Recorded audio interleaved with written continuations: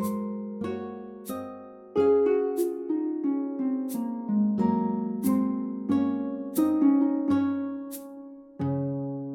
Lady Ashbourne Chronicles, Episode 3, in which I negotiate like a woman who has nothing left to lose.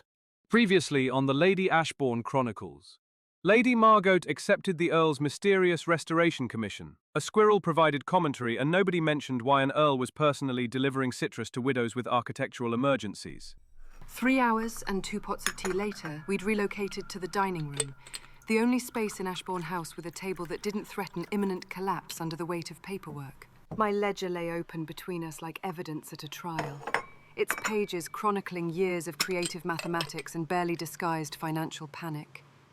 My daughter's cat, almost as dramatic as she was, lay on the table trying woefully for attention from, well, anyone who would give it to him.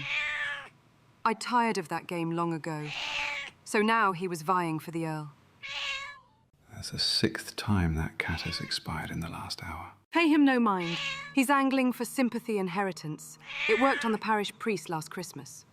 Enterprising creature. Dreadful ham. You want me for a full year? Yes. You get my complete focus, my aesthetic judgment, my ruthlessly high standards. I don't believe in halfway measures, Fairfax.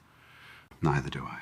In exchange for my complete attention to the restoration of your estate, I want dowries. You want dowries? Yes, dowries for my girls. Their foolish father saw fit to die and leave everything entailed to his nephew, not a thought for the 3 girls he produced into the world. When he died, I moved back here to my family estate, but the girls essentially have nothing. They need incentive for a husband. Cinderella had her looks, but the others, well, they have other things that will endear them to a suitable match, I'm certain. They're not biologically yours, are they?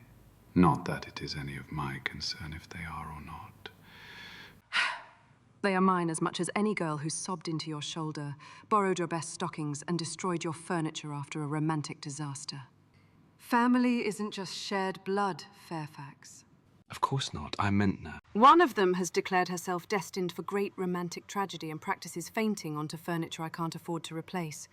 She's convinced that suffering for art makes one more interesting and has been writing what she calls elegiac poetry about the nobility of unrequited longing. The other has recently declared herself a sacred feminine botanical oracle, which I believe means she's either opening an herb shop or peddling dubious potions to desperate spinsters. How very fascinating. And Cinderella, the princess? Sends monthly letters. Scented. Detailed. Never includes so much as a copper coin. Royal appreciation doesn't fix leaking pipes. I don't care what paths they choose, but they'll choose them with full bellies and enough coin that they don't have to depend on predatory landlords or midnight mushroom merchants. They deserve options I never had. Your devotion to your daughters is commendable. I'll have contracts prepared. £1,000 each. 2,000 if they promise never to read my palm or discuss my chakras. Done. What about the estate, Ashbourne House? Who minds it? While you're busy transforming my property. I'll summoned Mrs. Witherspoon. She raised 7 sons, once knocked out a tax assessor, and has been known to shame thunderstorms into submission. The house will endure. And your daughters? Surely you're not thinking of bringing them with you? No, they would be too much of a distraction. I will inform them that this is a professional opportunity, that they can reach me if truly necessary, that they are grown women, not helpless children, and I trust them to only burn down what absolutely requires burning. Besides that, I will send them to their aunt who lives in Bath. They may even find husbands at long last. You genuinely love them? Of course I do. They're mine. The birthing part was just logistics. Love and biology have never been synonymous. You're nothing like they claimed you were. Let them keep believing I'm a monster. It simplifies everything and keeps the riffraff away, including potential suitors. Ouch. I have one additional condition. If it involves the cat? Ashbourne House. You want me to resurrect your family estate? Splendid. But as part of my compensation, you resurrect mine. You want Raventhorn to breathe again. I want the same for Ashbourne. New roof. Plumbing that doesn't shriek during rainstorms. Staff who won't mutiny when asked to dust more than annually. Keep your money. I want the mortar and timber. That's not an insignificant request. It's not an insignificant task. You want me, you get the house as well. We're a matched set. And what exactly do I receive for paying double?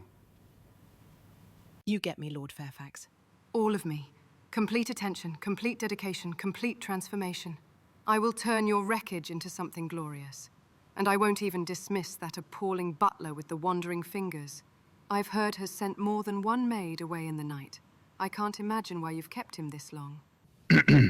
Unless you'd prefer I handle it. I find it quite therapeutic. Agreed. Ashbourne gets his restoration. Shall we shake on it? You know, I think this arrangement would prove quite satisfactory for both parties. Yes, quite satisfactory indeed.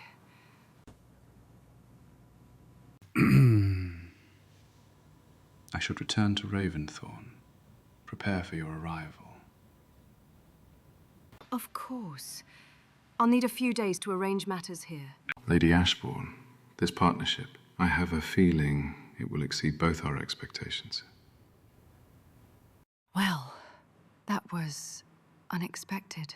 And so the terms are set, the bargain struck, and Lady Ashbourne discovers that some negotiations reveal far more than anyone intended. What exactly has she agreed to, and why does the Earl's departure feel less like victory and more like retreat? Next time on the Lady Ashbourne Chronicles, in which I am apparently the villain of this story, featuring dramatic arrivals, family reunions, and the uncomfortable revelation that fairy tales have more than one perspective.